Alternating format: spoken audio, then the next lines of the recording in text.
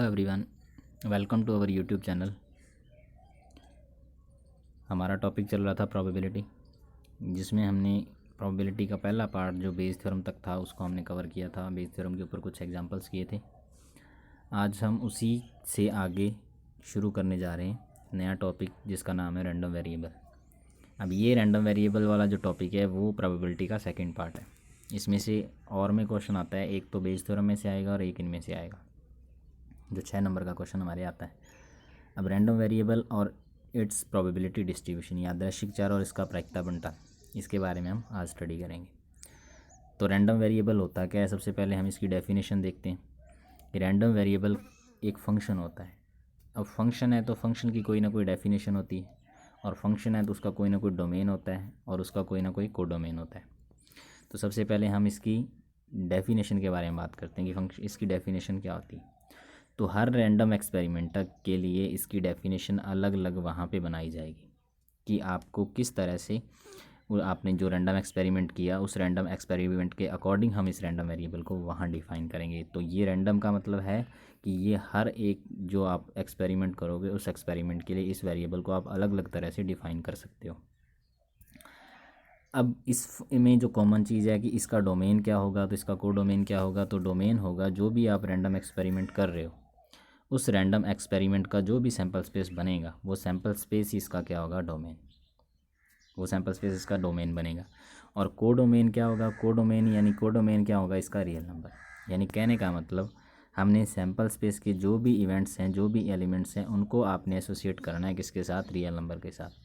तो एक इसकी डेफिनेशन हम इसके बेस पे भी बना सकते हैं कि कैसा फंक्शन है, ये कैसा फंक्शन है जो सैंपल स्पेस, किसी भी रैंडम एक्सपेरिमेंट के सैंपल स्पेस को रियल नंबर से एसोसिएट करता है, रियल नंबर से जोड़ता है।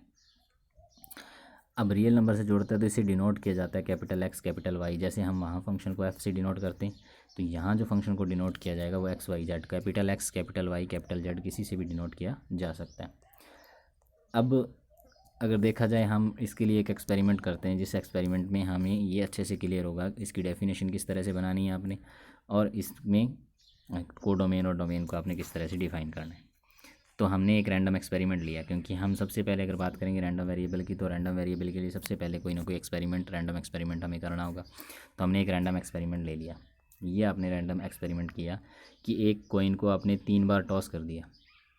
तो 3 बार जब टॉस करते हैं तो हम इसका सैंपल स्पेस बनाएंगे सबसे पहले। तो हो सकता है कि तीनों बार हेड आ जाए, या 2 बार हेड 1 बार टेल आए, तो ये 3 कंडीशन उसकी होगी। 1 बार हेड और 2 बार टेल आए तो ये 3 कंडीशन उसकी होगी, और तीनों बार टेल आए तो ये आप सैंपल स्पेस बनाना आप अच्छे से जानते हो। अब इसमें हम एक एक्स रैंडम वेरिएबल ले लिया। रैंडम वेरिएबल लिया तो उस रैंडम वेरिएबल का मतलब क्या है कि हमने एक फंक्शन डिफ़ाइन किया। तो हमें उसकी डेफिनेशन बतानी पड़ेगी। तो यहाँ अपने रैंडम वेरिएबल की डेफिनेशन क्या बताई कि यहाँ जो एक्स है वो क्या बता रहा है, हेड्स की संख्या को बता रहा है कि आपके रैंडम एक्सपेरिमेंट में कितने हेड आ रहे हैं, उसके बारे में क्या बताएगा, ये एक्स बताएगा। तो आपने सारी इवेंट्स को देखा। सबसे पहले आपने ये वाली इवेंट उठाई, इसके ऊपर अगर आप फंक्शन लगाओगे, अब फंक्शन लगाओगे तो फंक्शन का मतलब क्या है कि ये फंक्शन है वो आपका डोमेन सैंपल स्पेस है। इसका डोमेन सैंपल स्पेस से शुरू हो रहा है और जोड़ किससे रहा है, रियल नंबर से। तो हमारा जो सैंपल स्पेस है इसकी अलग अलग घटनाओं पर हम क्या करेंगे, इसको ऑपरेट करके देखेंगे।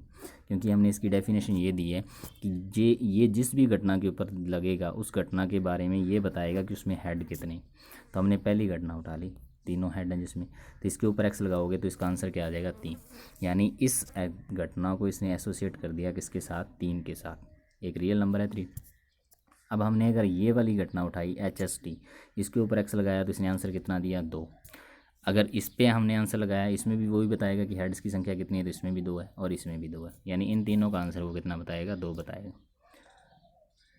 अब इसमें अगर देखा जाए तो इसमें एक ऐड है, इसमें भी एक ऐड है, इसमें भी एक ऐड है। तो इसके ऊपर अगर आप एक्स को ऑपरेट करोगे तो आंसर में क्या मिलेगा आपको, 1 1 1 मिलेगा। और इसमें कोई भी हेड नहीं है तो इसके ऊपर अगर आप एक्स लगाओगे तो आंसर क्या मिलेगा आपको, 0 मिलेगा। तो ये है आपका रैंडम वेरिएबल।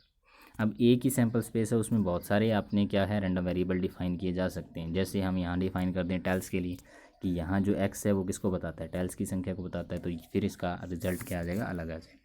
तो ये डेफिनेशन हर एक रैंडम एक्सपेरिमेंट के लिए अलग अलग बनेंगे। जैसे हमने ये नीचे वाला एक्सपेरिमेंट किया, हमने ले लिया वाई कोई रैंडम वेरिएबल, हमने इसमें टेल्स की संख्या के बारे में बताया। तो अब रैंडम वेरिएबल है तो रैंडम वेरिएबल की एक डेफिनेशन तो फिक्स है कि ये इसका जो डोमेन होगा वो तो सैम्पल स्पेस होगा, और कोड डोमेन क्या होगा, रियल नंबर। यानी सैम्पल स्पेस की घटनाओं को इसने किससे जोड़ना है, इसने सैम्पल स्पेस की घटनाओं को रियल नंबर से जोड़ना है। अब जब आपने टेल्स की संख्या इसको डिफाइन कर दिया कि ये टेल्स की संख्या को बताता है, तो जब इसके ऊपर ये लगाएंगे वाई को आपने हेड हेड हेड इस इवेंट पे लगाया तो आंसर 0, यहाँ एक टेल है तो इस पे लगाया तो आंसर 1 आ जाएगा। यानी इस घटना को इसने 1 से एसोसिएट कर दिया। इन घटनाओं को ये किससे एसोसिएट कर रहा है, 1 से। ये घटना को भी इस किससे एसोसिएट कर रहा है, 1 से। और ये घटना कितनी होगी, 2, ये 2 से एसोसिएट, ये भी 2 से और ये भी 2 से, और ये किससे हो रही है, 3 से। तो ये आपका एक फंक्शन बन गया। तो ये आपका रैंडम वेरिएबल था। अब इस रैंडम वेरिएबल का यूज़ हम आगे करेंगे।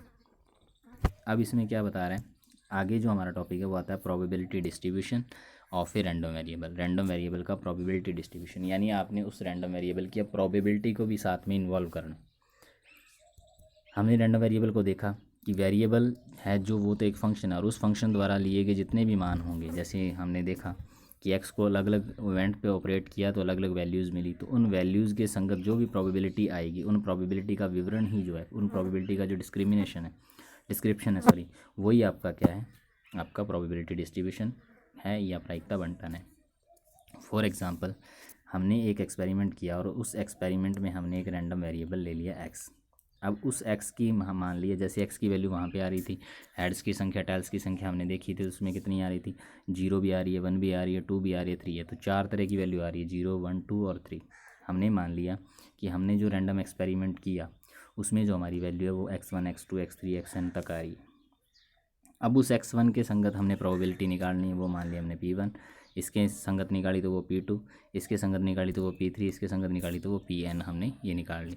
अब इसमें यही आपका जो होगा प्रोबेबिलिटी डिस्ट्रीब्यूशन होगा, लेकिन इसमें 2 कंडीशन है। पहला कि हाँ, सारी की सारी प्रोबेबिलिटी क्या होनी चाहिए, इस प्रोबेबिलिटीज़ की वैल्यू क्या होनी चाहिए, ये वाली नीचे वाली वो ग्रेटर देन 0 होनी चाहिए, और सभी प्रोबेबिलिटीज़ का सम क्या आना चाहिए, 1 आना चाहिए। यानी इन सब को अगर जोड़ें, ये सारी की सारी पॉजिटिव रहनी चाहिए, और इन सब को जोड़ें तो आंसर कितना आना चाहिए, 1 आना चाहिए।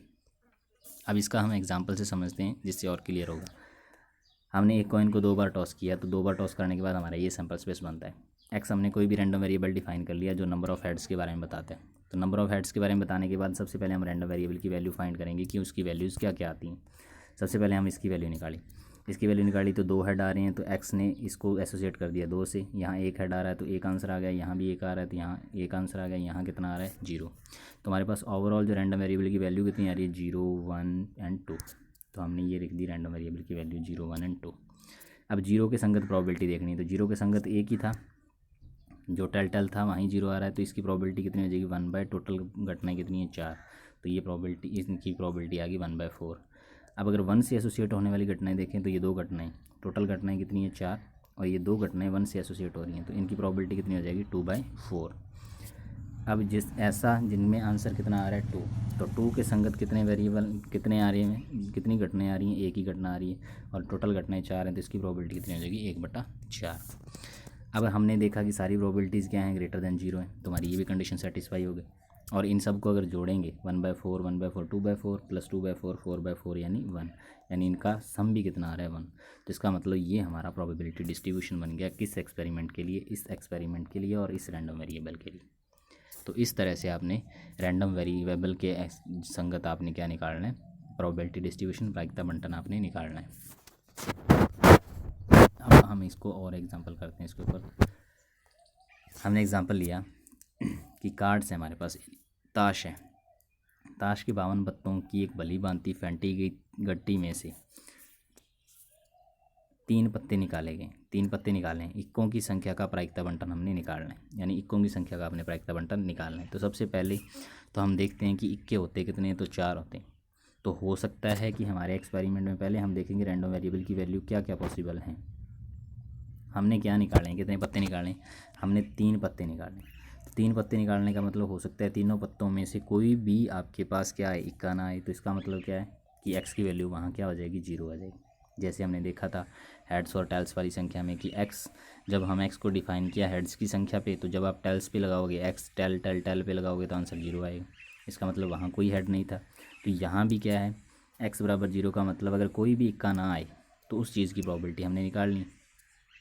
फिर हमने देखा एक्स की वैल्यू और क्या हो सकती है, तो एक्स की वैल्यू 1 हो सकती है कि आपने 3 पत्ते निकाले, हो सकता है उनमें से एक इक्का आए और बाकी 2 पत्ते अलग आ जाएँ, हो सकता है उसमें 2 इक्के आ जाएँ, या फिर क्या आ जाए 2 इक्का आने के बाद कोई एक पत्ता और आ जाए, और हो सकता है तीनों के तीनों ही क्या मिल जाए, हमें इक्के मिल जाएँ। तो रैंडम वेरिएबल की वैल्यू हमारे पास कितनी आई, 0 1 2 3, यानी एक्स की वैल्यू हमारे पास कितनी आ सकती है, 0 आ सकती है, 1 आ सकती है, 2 आ सकती है और 3 आ सकती है। अब इनके संगत हमने प्रोबेबिलिटी निकालनी, तो प्रोबेबिलिटी निकाली। जब इसका मतलब क्या है, एक्स बराबर 0 के संगत प्रोबेबिलिटी निकालने का मतलब कि कोई भी इक्का ना आए, यानी जितने भी पत्ते आपके बचे, इक्के कितने होते हैं 4, तो 4 का एक अलग ग्रुप बन गया और बाकी बचे पत्ते कितने 48, उनका एक अलग ग्रुप बन गया। अब कोई भी इक्का नहीं होने का मतलब क्या है कि जो तीनों के तीनों पत्ते आपने चूज़ किए हैं वो आपने कहाँ से चूज़ किए, जो बाकी बचे हुए पत्ते हैं 48, उसमें से आपने चूज़ किए, तो 48C3 आ गया।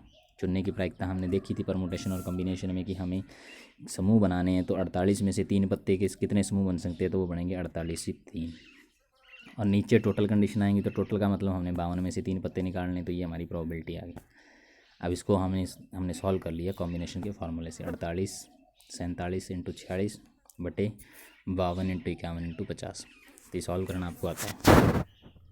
अब पी एक्स बराबर 1, एक एक्स बराबर 1 का मतलब, अब इसके संगत आपने प्रोबेबिलिटी निकालनी, इसके कॉरस्पॉन्डिंग निकाली, तो एक इक्का होने की प्रायिकता, यानी एक पत्ता तो आपने कहाँ से चूज़ करना है, 4 में से, जो 4 इक्के थे उनमें से, और बाकी बचे पत्ते कितने, क्योंकि हम टोटल पत्ते कितने निकाल रहे हैं 3, तो बाकी 2 पत्ते कहाँ से आएंगे, वो पत्ते आएंगे 48 में से। तो ये इनकी फेवरेबल कंडीशन आ गई, और टोटल कंडीशन हमारी वही रहेंगी कि 52 में से आपने 3 पत्ते निकालने। अब फिर कॉम्बिनेशन का फार्मूला लगा के हम इसको सॉल्व कर लेंगे, तो ये एक्स बराबर 1 के संगत क्या आ जाएगी, प्रोबेबिलिटी। सिमिलरली एक्स बराबर 2 का मतलब 2 इक्के होने की प्रायिकता। अब की बार हमने इक्के कितने निकालने, 2, यानी 4 पत्तों में से 2 पत्ते निकालने, और बाकी जो एक पत्ता बच गया वो बचे हुए 48 पत्तों में से निकालेंगे। तो ये इसकी फेवरेबल कंडीशन आ गई, और टोटल कंडीशन आ गई 52C3। इनको हमने सॉल्व कर लिया इससे फार्मूला से। फिर हमारे पास एक्स बराबर 3, एक्स बराबर 3 का मतलब तीनों इक्के होने की प्रायिकता। तीनों इक्के होने का मतलब हमने जो तीनों के तीनों पत्ते चूज़ किए वो कहाँ से चूज़ कर लिए, वो तीनों के तीनों पत्ते हमने 4 पत्ते जो 4 इक्के हैं उनमें से चूज़ कर लिए, और टोटल हमारे पास कितने, 52 में से 3 चूज़ करने हैं, तो ये हमने यहाँ पे फार्मूला अप्लाई कर दिया। NCR का फार्मूला आपको पता है, फैक्टोरियल N बटे factorial R factorial N minus R, वो हमने लगा दिए। तो इनके संगत हम प्रोबेबिलिटी इसको सॉल्व कर लेंगे, सॉल्व करेंगे तो ये हमारी टोटल वैल्यूज़ आएंगी। अब वैल्यूज़ आने के बाद हमने इसको प्रोबेबिलिटी जो हम टेबल में रखते हैं वही इसका प्रोबेबिलिटी डिस्ट्रीब्यूशन होता है। प्रोबेबिलिटी डिस्ट्रीब्यूशन बनाना है तो आपने ये टेबल बनानी है। तो ये टेबल बनने के बाद हमने देखा कि सारी की सारी प्रायिकताएँ कैसी हैं, ग्रेटर देन 0 हैं, और इन सब का अगर सम करोगे तो आंसर 1 मिलेगा। तो ये इसका क्या हो गया, प्रोबेबिलिटी डिस्ट्रीब्यूशन हो गया। तो इस तरह से प्रोबेबिलिटी डिस्ट्रीब्यूशन बनाया जाता है। तो ये प्रोबेबिलिटी डिस्ट्रीब्यूशन का एक पार्ट हो गया। इस तरह से हम इसको निकालते हैं प्रोबेबिलिटी। पहले आपने पढ़ा रैंडम वेरिएबल, रैंडम वेरिएबल के बाद आपने पढ़ा उसका प्रोबेबिलिटी डिस्ट्रीब्यूशन। तो इस तरह से आपने पहले तो आपने फाइंड करना है कितनी कंडीशंस हो सकती हैं। 3 पत्ते निकाले थे तो तीनों में से हो सकता है कोई भी इक्का ना आए, हो सकता है एक इक्का आ जाए, हो सकता है 2 आ जाए, हो सकता है 3 आ जाए। तो रैंडम वेरिएबल कितना हो सकता है, रैंडम वेरिएबल 0 1 2 3, ये रैंडम वेरिएबल की वैल्यू आ गई। अब उनके कॉरस्पॉन्डिंग आपने क्या निकालनी थी, प्रायिकता निकालनी थी। तो ये आपका जो इनको जब आप टेबल में रखोगे तो टेबल आपकी क्या कहलाएगी, प्रायिकता बंटन या प्रोबेबिलिटी डिस्ट्रीब्यूशन। अब इसी में जो दूसरे टाइप का क्वेश्चन कैसे पूछा जा सकता है, वो आपको इस तरह से क्वेश्चन दे दे कि एक रैंडम वेरिएबल एक्स का प्रोबेबिलिटी डिस्ट्रीब्यूशन आपको दे दे। आपके पास ये एक्स की वैल्यू, ये रैंडम वेरिएबल की वैल्यू, ये उसके कॉरस्पॉन्डिंग प्रोबेबिलिटी। तो ये आ गया 0 1 2 3 4, यानी रैंडम वेरिएबल की वैल्यू 0 से लेकर 7 तक जा रही, और पी इनके संगत जो प्रोबेबिलिटी है उनकी आपकी वैल्यू ये नीचे दे रखी है। तो सबसे पहले वो हमसे पूछेगा के की वैल्यू निकालो। तो के की वैल्यू फाइंड करने के लिए हमारे पास फार्मूला है, हमारे पास फार्मूला क्या है, समीशन ऑफ पी आई, यानी सारी प्रोबेबिलिटीज़ का सम क्या रहेगा, 1 रहेगा। तो 7 की 7 प्रोबेबिलिटीज़ को जोड़ दो, जोड़ के किसके बराबर रख दो, 1 के बराबर। तो 1 के बराबर रखा तो कितना आ गया, 10k² प्लस 9k माइनस 1 बराबर 0। इनको सॉल्व करेंगे। अब इनको सॉल्व करेंगे तो सॉल्व करने के बाद होगा क्या कि 10k² प्लस 10k माइनस 1 बराबर 0 हो गया। अब 0 होने के बाद हम क्या करेंगे, इनको फैक्टराइज कर लेंगे, फैक्टर करेंगे इनके। तो फैक्टर करने के बाद ये हमारे फैक्टर बन जाएंगे, और फैक्टर बनने के बाद हमारे पास ये बनेगा 10k माइनस 1 k प्लस 1 बराबर 0, यानी 2 तरह के फैक्टर हमारे पास बनेंगे। तो इन दोनों फैक्टर को हम फैक्टर से हम k की वैल्यू निकाल सकते हैं। तो k की वैल्यू जो पहली आप निकालोगे तो पहली वैल्यू तो हमारे पास आएगी 10k माइनस 1 बराबर 0, और दूसरी वैल्यू k प्लस 1 बराबर 0, यानी एक तो वैल्यू आई k की वैल्यू -1, और एक के की वैल्यू भी 1/10। अब के बराबर -1 रखेंगे तो ये प्रोबेबिलिटीज़ नेगेटिव हो जाएगी, यानी इसकी यहाँ रखा तो ये नेगेटिव आ गया, -1 ये -2। लेकिन हमारे पास ये फार्मूला होता है कि सारी की सारी जो प्रोबेबिलिटी है वो क्या होनी चाहिए, ग्रेटर देन 0 होनी चाहिए। तो ग्रेटर देन 0 होना चाहिए, तो इसका मतलब हम -1 तो यहाँ वैल्यू हो नहीं सकती, तो हमने लिख दिया कि -1 तो नॉट पॉसिबल वैल्यू है, ये तो इसमें आएगी नहीं, यानी वैल्यू कितनी बची इसकी, के बराबर 1/10। तो सबकी प्रोबेबिलिटीज़ आप निकाल सकते हो। दूसरा आपसे ये पूछा जाए P x less than 6, x less than 6 का मतलब एक्स जब लेस देन 6 है तब आपने इनकी प्रोबेबिलिटी निकालनी। तो प्रोबेबिलिटीज़ का सम कर दो, पी एक्स बराबर 0, पी एक्स लेस देन 6 का मतलब क्या है, 6 से छोटे वाले, जब एक्स की वैल्यू 6 से क्या है, छोटी है। तो 6 से छोटी कहाँ तक आएगी, 0 से लेके 5 तक। तो 0 को जोड़ दिया, 0 एक्स बराबर 1, पी एक्स बराबर 2, पी एक्स बराबर 3, पी एक्स बराबर 4, पी एक्स बराबर 5, ये सब आपने वैल्यूज़ रख दी। तो ये बना 8k प्लस के स्क्वायर। अब के की वैल्यू हमने निकाल रखी है कितनी, 1/10, तो ये हम यहाँ पुट कर देंगे तो ये हमारा आंसर आ जाएगा। या आप दूसरे तरीके से इसको ऐसे भी कर सकते हो, अगर आप शॉर्ट में करते हो तो पी एक्स लेस देन 6 आ गया, तो ये आएगा 1 माइनस पी एक्स बराबर 6, इनको माइनस कर दो, पी जितनी प्रोबेबिलिटीज़ बची, क्योंकि एक्स लेस देन 6 का मतलब हमने 5 तक की प्रोबेबिलिटी जोड़नी थी। अब इन सब का सम तो 1 ही रहेगा, 1 रहेगा, तो आपने तो निकालनी थी इसकी वैल्यू, इन सब की वैल्यू। तो इन सब की वैल्यू क्या आएगी, इन सब की वैल्यू आ जाएगी 1 माइनस पी एक्स बराबर 6, एक्स बराबर माइनस पी एक्स बराबर 7। ये सब वैल्यूज़ आप यहाँ पुट कर दो, यहाँ पुट करके के की वैल्यू 1/10 जैसे ही रखोगे तो आंसर आपका वही आएगा। तो आप किसी भी तरीके से इसको कर सकते हो। अब अगर पूछे पी एक्स ग्रेटर देन 6, तो ग्रेटर देन 6 का मतलब 6 और 7, 6 से बड़ा, 6 से बड़ा क्या आ जाएगा, greater than and equal to 6 लिख लो यहाँ पे, greater than and equal to 6 हुआ तो पी एक्स बराबर 6 और पी एक्स बराबर 7, और 1 माइनस आपने 5 तक इसको माइनस करना है। तो सबकी वैल्यू रखेंगे तो ये हमारा बनेगा, और के की वैल्यू 1/10 रखोगे तो आपका आंसर ये आ जाएगा। फिर आ गया पी एक्स है वो 0 से लेके 5 के बीच में, 0 के बराबर नहीं है लेकिन 5 के बराबर है, तो ये सब वैल्यू आप यहाँ पुट करोगे तो आपके पास क्या आएगा, पी एक्स बराबर 1 भी आएगा, 2 भी आएगा, 3 भी आएगा, 4 भी आएगा, 5 भी आएगा। तो ये सब वैल्यू आपने यहाँ रख दी। पी एक्स बराबर 0 नहीं आएगा क्योंकि यहाँ पे इक्वल का साइन नहीं है, तो यहाँ के की वैल्यू रखेंगे तो हमारी वैल्यू 81/100 फिर आ जाएगी दोबारा वही। तो ये आपका एग्जाम्पल दूसरी तरह से इस तरह से पूछा जा सकता है। अब इसी में एक टाइप का और एग्जाम्पल दे रखा है कि रैंडमली स्कूल के कार्य दिवस, यानी स्कूल का वर्किंग डेज़ के बारे में बताया हुआ है कि उसमें स्टडी के जितने भी आवर्स हैं, पढ़ाई के कितने भी घंटे हैं, उनको एक्स से दर्शाया गया। यानी एक्स की परिभाषा क्या है कि वो क्या है, स्टडी आवर्स हैं। तो एक्स के मान एक्स लेने की प्रोबेबिलिटी गिवन है, ये हमें प्रोबेबिलिटी दी है एक्स बराबर एक्स पर। यदि एक्स बराबर 0 है तो प्रोबेबिलिटी ये रहेगी, और एक्स की वैल्यू 1 या 2 है तो इसकी वैल्यू के एक्स रहेगी। एक्स बराबर 3 या 4 है तो ये आएगा के 5 माइनस एक्स के बराबर, और इसके अलावा अगर हुई तो आंसर कितना आएगा, 0 आएगा प्रोबेबिलिटी। तो सबकी वैल्यू आप निकाल सकते हो। तो हमारे पास जो प्रोबेबिलिटी जा रही है, प्रोबेबिलिटी डिस्ट्रीब्यूशन, यानी जो रैंडम वेरिएबल उसकी वैल्यू 0 भी है, 1 भी है, 2 भी है, 3 भी है, 4 भी है, यानी कितने तक जा रही है, 0 से लेके 4 तक। तो रैंडम वेरिएबल की वैल्यू आ गई 0 से लेके 4 तक। अब 0 पे हमें क्या है गिवन है, 0 पे कितनी वैल्यू है इसकी, 0.1 तो हमने रख दी। एक्स बराबर 1 पे वैल्यू कितनी है, के एक्स है, तो एक्स की वैल्यू जैसे ही 1 रखेंगे तो के बन जाएगा। एक्स बराबर 2 पे अगर वैल्यू निकालेंगे तो कितनी आएगी, के एक्स का मतलब 2k बन जाएगा। एक्स बराबर 3 की वैल्यू निकालेंगे तो 5 माइनस 3 करेंगे तो 2k, और 5 माइनस 4 करेंगे तो 1k। यहाँ सारी वैल्यूज़ हम निकाल के यहाँ रख देंगे। अब सबसे पहले हमें पूछा जाएगा वही फाइंड द वैल्यू ऑफ के। अब वो उसी क्वेश्चन की तरह हो जाएगा। तो के है तो हमें पता है कि प्रोबेबिलिटीज़ का सम क्या होता है, 1 होता है, तो सब प्रोबेबिलिटीज़ को जोड़ेंगे तो 1 आ जाएगा, और इनको हम सॉल्व करेंगे तो के बराबर 0.15 आंसर आ जाएगा। अब उसने क्या पूछा है, इस बात की क्या प्रायिकता है कि आप कम से कम 2 घंटे पढ़ते हैं। तो कम से कम का मैंने मतलब बताया था कि 2 या 2 से ज़्यादा, 2 या 2 से ज़्यादा का मतलब P X greater than and equal to 2। तो greater than and equal to 2 का मतलब 2 या 2 से बड़ा, 2, 3 और 4, इन पे आपने वैल्यू निकालनी। इन पे वैल्यू निकाली तो ये कितनी आ गई, पी एक्स बराबर 2 पे वैल्यू 2k, एक्स बराबर 3 पे भी 2k, एक्स बराबर 4 पे भी k आई। तो सब वैल्यूज़ को जोड़ा तो 5k आ गई, के की वैल्यू आपने पुट की तो 0.75 आ गई। और ये 2 आपके लिए, ये आप सॉल्व करोगे एग्जैक्टली 2 आवर का मतलब ठीक 2 घंटे पढ़ने की वैल्यू, और एट मोस्ट 2 आवर यानी अधिकतम 2 घंटे पढ़ने की, 2 या 2 से कम घंटे पढ़ने की वो प्रोबेबिलिटी आपने निकालनी। तो आंसर आपके सामने दे रखा है, आप खुद करके इसको देखोगे। अब इसमें एक और एग्जांपल है कि हमारे पास एक कॉइन है जिसे बाइस्ट किया गया। बाइस्ट का मतलब क्या होता है कि उसमें कुछ मॉडिफाई कर दिया, उसको चेंज कर दिया। चेंज का मतलब नॉर्मल नहीं रहा। जैसे हमारे पास क्या है कि एक सिक्के के ऊपर दोनों तरफ हेड है, एक तरफ हेड है, एक तरफ टेल है। लेकिन इसमें क्या है, इसमें उस सिक्के को इस तरह से बनाया गया है कि उसमें हेड आने की प्रोबेबिलिटी है वो टेल आने से प्रोबेबिलिटी की 3 गुना होगी। अब इस सिक्के को जैसे ही आपने चेंज किया तो ये सिक्का बन गया बायस्ड सिक्का, अभिनत सिक्का। इनको आपने नेचर को इनको बदल दिया। तो हमने मान लिया कि टेल आने की प्रोबेबिलिटी के हुई तो हेड आने की प्रोबेबिलिटी कितनी हो जाएगी, 3 के, 3 गुना होगी तो 3 के। अब कॉइन, इस कॉइन को क्या किया जाता है, 2 बार टॉस किया जाता है। तब टेल्स की संख्या को रैंडम वेरिएबल मानेगा, क्योंकि इसने बता दिया टेल्स की संख्या के लिए प्रोबेबिलिटी डिस्ट्रीब्यूशन आपने फाइंड करना है। अब हमें पता है कि सारी की सारी प्रोबेबिलिटीज़ का सम 1 होता है। पहले तो हम निकालेंगे के की वैल्यू। तो प्रोबेबिलिटीज़ का सम किया तो 3 के प्लस के कितना आ गया 1, यानी 4 के बराबर 1। के की वैल्यू कितनी आएगी 1/4। अब पी हेड तो आ गया 3/4 और पी टेल कितना आ गया 1/4। अब उसने प्रोबेबिलिटी डिस्ट्रीब्यूशन निकालना है। प्रोबेबिलिटी डिस्ट्रीब्यूशन किसके लिए, टेल्स की संख्या के लिए। तो जब आप सिक्के को उछालते हो, 2 बार उछालते हो तो सैंपल स्पेस ये बनता है। तो ये हमारा क्या बन गया, आपके रैंडम वेरिएबल का डोमेन बन गया। Head head, head tail, tail head और टेल टेल। अब एक्स को अप्लाई करोगे, एक्स बराबर 0। एक्स बराबर 0 का मतलब कोई भी टेल ना आने की प्रोबेबिलिटी। कोई टेल ना आने की प्रोबेबिलिटी का मतलब दोनों हेड हो गए, दोनों हेड आने की प्रोबेबिलिटी। तो इनकी आप प्रोबेबिलिटी कैसे निकालते हो, P head head, P head into P head, क्योंकि दोनों घटनाएं एक साथ आ रही हैं तो यहाँ मल्टीप्लिकेशन का वाला रूल लगेगा।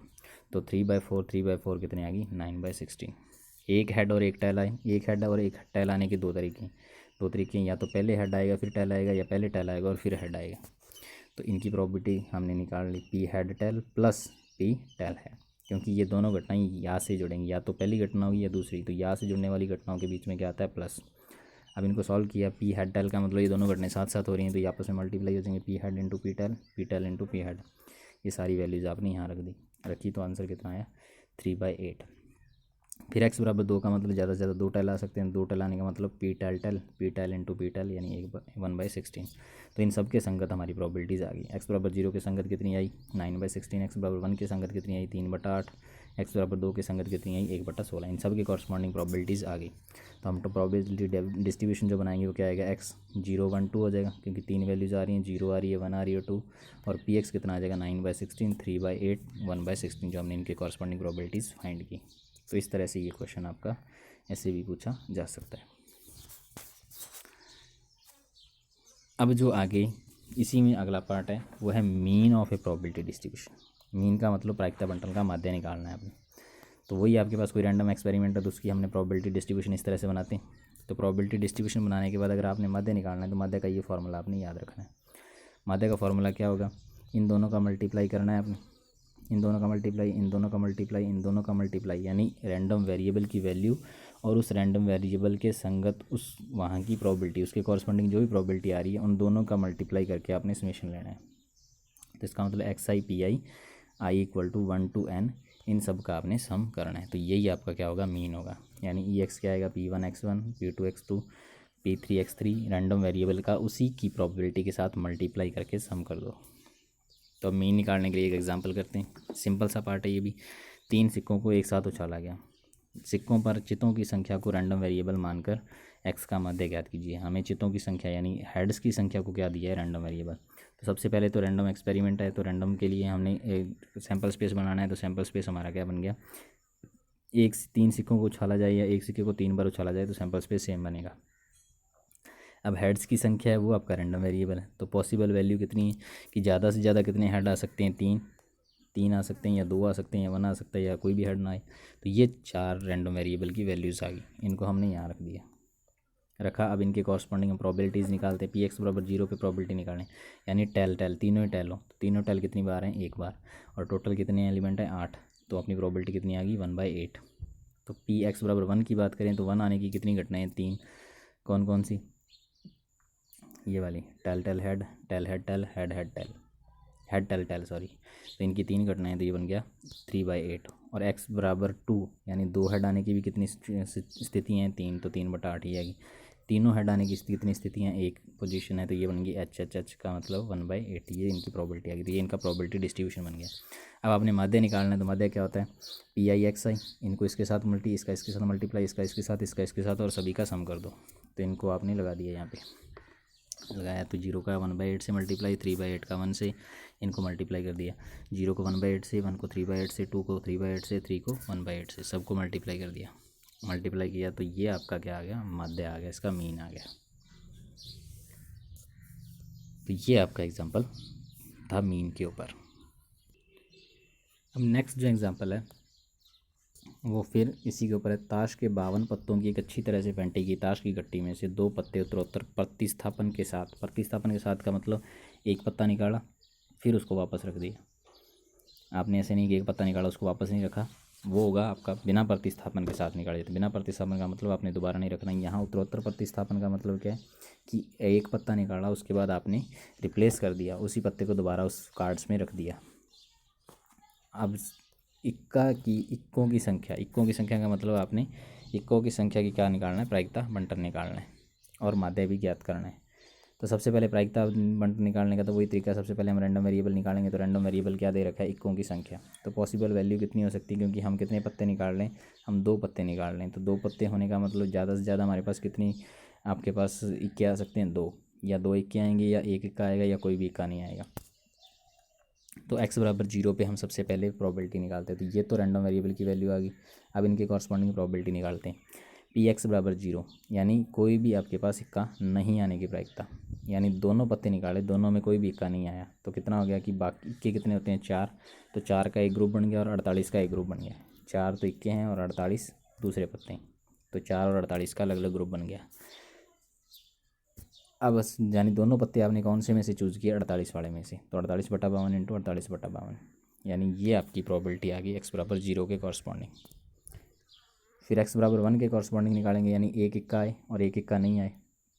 तो ये 2 स्थितियाँ हैं कि हो सकता है कि आपने पहला पत्ता निकाला वो इक्का ना हो और दूसरा पत्ता इक्का आ जाए, हो सकता है पहला पत्ता इक्का हो और दूसरा पत्ता इक्का ना हो। तो ये 2 कंडीशंस हैं, तो दोनों कंडीशन आपने लगा दी यहाँ पे। यानी दोनों में से कोई एक घटना होगी तो बीच में या वाला साइन या आते ही आपके बीच में क्या आ जाएगा, प्लस आ जाएगा।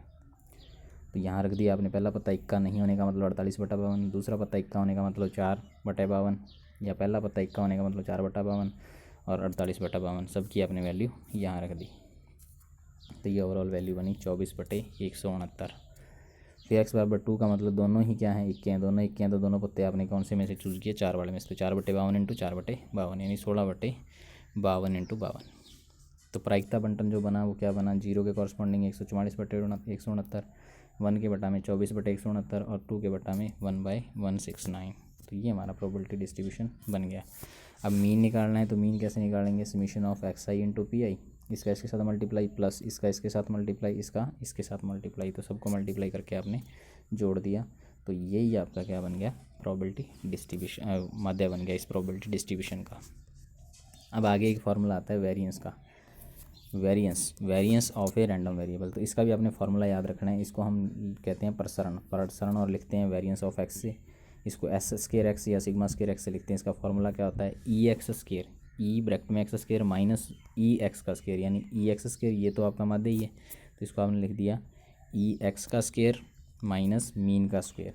तो ई एक्स स्केयर अपना क्या आ जाएगा, summation of I equal to 1 to n X I P I, X I का स्केयर। ई एक्स स्केयर की डेफिनेशन हमने लिखी, एक्स स्केयर का मतलब एक्स का आपकी पावर आएगी जितना जिस वेरिएबल की प्रोबेबिलिटी निकाल रहे हो एन की वैल्यू वही हो जाएगी, ई एक्स स्केयर। अब positive root of variance of x क्या कहलाएगा, स्टैंडर्ड मानक विचलन। तो ये फार्मूले, एक तो ये फार्मूला आपने याद रखना है, एक मीन वाला फार्मूला याद रखना है और एक आपने मानक विचलन का फार्मूला याद रखना है। मानक विचलन यानी स्टैंडर्ड डेविएशन का फार्मूला, वेरिएंस का आपने रूट लेना है, वेरिएंस की वैल्यू निकालनी है, उसका आपने सीधा रूट लेना है। तो ये 2 फार्मूले आपने याद करने वाले, ये फार्मूले आपके काम आएंगे इसमें। अब इसके ऊपर क्वेश्चन करते हैं हम। एक कॉइन को 3 बार उछाला जाता है, चित्तों की संख्या, नंबर ऑफ हेड्स के बारे में हमने क्या निकालना है, रैंडम वेरिएबल है तो माध्य निकालना है, वेरिएंस निकालना है, मानक विचलन करना। तो ये सभी चीज़ें आपकी कितने नंबर की आएंगी, 6 नंबर की पूछी जाएंगी। तो एक कॉइन को 3 बार टॉस करते हैं, तो सबसे पहले हमें सिर्फ शुरुआत वहीं से करनी पड़ेगी, रैंडम वेरिएबल से। हमने पहले एक्स क्या बनाया, सैम्पल स्पेस बनाने के बाद नंबर ऑफ हेड कितने आ सकते हैं, ज़्यादा से ज़्यादा 3 हेड आ सकते हैं, या 2 आएंगे या 1 आएगा या कोई भी हेड नहीं आएगा। तो ये आपकी एक्स की वैल्यूज आ गई। अभी नेक्स्ट के प्रसंगत हमने प्रोबेबिलिटी निकाली है, तो निकाल के दिखानी है आपने। 0 का मतलब कोई भी नहीं है, कोई भी हेड नहीं है, तो ये टेल वाली घटना होगी। तो ये कितनी घटनाएँ हैं, 1/8 और 1 के संगत देखा जाएगा तो 1 के लिए 3 घटनाएँ हैं, एक हेड आएगा तो ये 3 घटनाएँ, तो 3/8 प्रोबेबिलिटी होगी। 2 के लिए भी ये 3 घटनाएँ हैं, तो इसके लिए प्रोबेबिलिटी भी कितनी हो जाएगी, 3/8। और 3 के लिए भी क्या है, 1 है, तीनों हेड हैं, तो 3 के लिए भी संगत प्रोबेबिलिटी 1/8 हो जाएगी। अब हमें सबसे पहले निकालना है माध्य। तो माध्य का फॉर्मूला होता है इसका इसके साथ मल्टीप्लाई प्लस इसका इसके साथ प्लस इसका इसके साथ प्लस इसका इसके, यानी रैंडम वेरिएबल की वैल्यू को उसके कॉरस्पॉन्डिंग जो भी प्रोबेबिलिटी है उससे मल्टीप्लाई करके सम कर दो। तो इनको जब हम सॉल्व करेंगे तो ये हमारा माध्य आ जाएगा। माध्य आने के बाद हमें प्रसारण निकालना है, तो प्रसारण निकालने का फॉर्मूला ई एक्स स्क्वायर माइनस ई एक्स का स्क्वायर। ये तो माध्य ही है जो हमने निकाल रखा है उसका स्क्वायर, लेकिन ये वैल्यू आपको निकालनी पड़ेगी। तो ये वैल्यू का फॉर्मूला ई एक्स स्क्वायर का मतलब x1 का स्क्वायर। अब आपने रैंडम वेरिएबल का स्क्वायर करना है। माध्य में आप सिंपल ले रहे थे, माध्य में आप सीधा ले रहे थे, लेकिन जब आप वेरिएंस निकालोगे तो उसमें ई एक्स स्क्वायर में आपने इस x की स्क्वायर लेनी है, प्रोबेबिलिटी का मल्टीप्लाई कर दो। एक्स स्क्वायर को P2 से, एक्स क्यूब x3 की स्क्वायर को P3 से और x4 की स्क्वायर को P4 से मल्टीप्लाई। यानी पहले तो हम क्या कर रहे थे, माध्य के लिए सब सिंपल मल्टीप्लाई कर रहे थे। अब हमें क्या करना है, इन सब का क्या कर लेना है स्क्वायर, और स्क्वायर को इससे मल्टीप्लाई करेंगे तो ई एक्स स्क्वायर की वैल्यू आ जाएगी। तो ये ई एक्स स्क्वायर की वैल्यू आपने निकाल ली। अब हमने वेरिएंस निकालना है, तो वेरिएंस निकालने के लिए हमने क्या किया, वेरिएंस निकालने के लिए हमने फार्मूला अप्लाई कर दिया ई एक्स स्क्वायर माइनस ई एक्स स्क्वायर। ई एक्स स्क्वायर की वैल्यू 3 आई थी, ई एक्स की वैल्यू 3/2 थी, इसका स्क्वायर कर दिया। इसको जब सॉल्व करेंगे तो ये कितनी आ जाएगी, 3/4। अब मानक विचलन पूछे तो मानक विचलन क्या होता है, वेरिएंस का पॉजिटिव रूट, तो वेरिएंस का पॉजिटिव रूट लिया तो ये आपका मानक विचलन आ जाएगा। तो ये इतनी चीज़ें आपको कितने नंबर में पूछी जाएंगी, 6 नंबर में पूछी जाती। तो ये इस तरह से आपने करना है इसको। ये 3 फॉर्मूले आपने याद रखने माध्य का, फिर आपके पास माध्य के बाद आपने वेरिएंस का फार्मूला, वेरिएंस के बाद आपने स्टैंडर्ड डेविएशन का फार्मूला। अब एक एग्जांपल और है, प्रथम 6 पॉजिटिव इंटीजर हैं। फर्स्ट जो 6 पॉजिटिव इंटीजर है उनमें से आपने 2 संख्याएं बिना प्रतिस्थापन के, बिना प्रतिस्थापन का मतलब एक संख्या निकालने के बाद दूसरी संख्या, उस संख्या को वापस नहीं रखना, बिना प्रतिस्थापन है, विदाउट रिप्लेसमेंट है, चुनी जाती हैं। तो और रैंडम वेरिएबल हमें क्या दे दिया, दोनों संख्याओं में से जो भी आपने पेयर चूज़ किया, 2 संख्याएं आपने चूज़ करनी, उन दोनों संख्याओं में जो भी बड़ी संख्या है उसको व्यक्त करेगा x आपका। तो पहले तो हम देखते हैं कि प्रथम शायद धनपूर्णांक यानी पॉजिटिव इंटीजर कौन से होते हैं, 1 2 3 4 5 6। इनमें x है वो बड़ी संख्या को व्यक्त करता है। बड़ी संख्या को व्यक्त करने का मतलब जो भी उस पेयर में बड़ी संख्या होगी उसके बारे में x हमें बताएगा।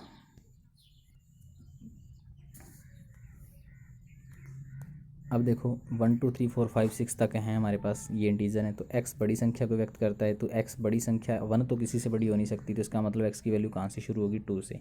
2 3 4 5 6 ये वैल्यूज हो सकती।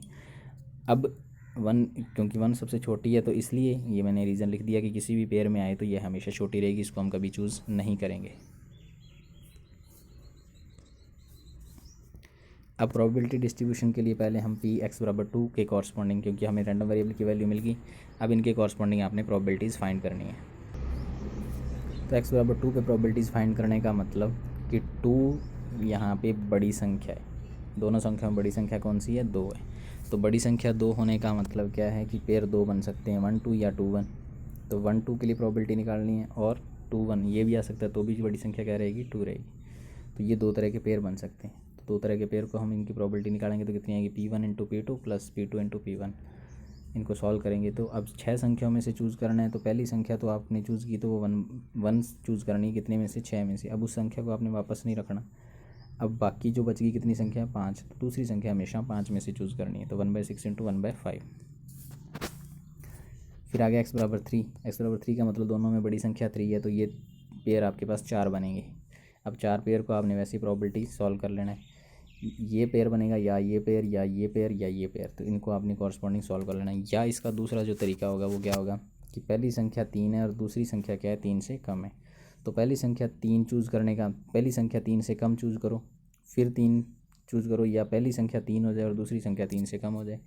तो अगर पहली संख्या 3 से कम हुई तो 3 से कम होने का मतलब या तो वो 2 होगी या 1 होगी। तो इसका मतलब कितनी संभावना है, 2 है। तो पहली संख्या उन 2 में से चूज़ की जाएगी, तो ये बन गया 2/6 इंटू दूसरी क्या है, दूसरी 3 है, तो 3 का मतलब 3 तो एक सिंगल नंबर है, तो यह आ जाएगी 1/5। फिर अगर पहली संख्या 3 है तो पहली संख्या तो 1/6 हो जाएगी, और दूसरी संख्या 3 से कम है तो 3 से कम को चूज़ करने का तरीका 2/5 है। तो इसको सॉल्व करो, चाहे आप इस मेथड से करो चाहे आप ऊपर वाले मेथड से करो, सेम रहेगा। फिर अब P(x)=4, पहली संख्या 4 से कम और दूसरी संख्या 4 है।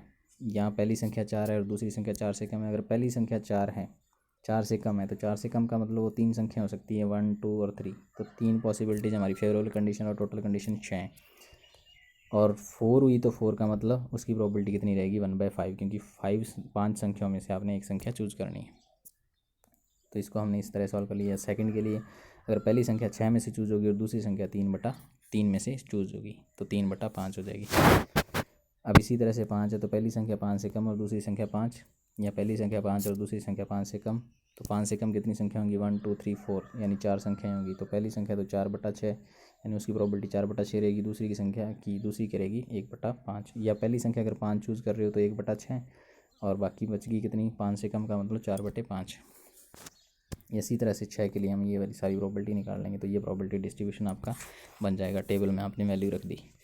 वैल्यू रखने के बाद माध्य निकालना है। तो माध्य का मतलब इनका इसके साथ मल्टीप्लाई, इसका इसके साथ, इसका इसके साथ, इसका इसके साथ और इसका इसके साथ, सबके साथ मल्टीप्लाई कर दिया तो ये तो इसका माध्य आ जाएगा।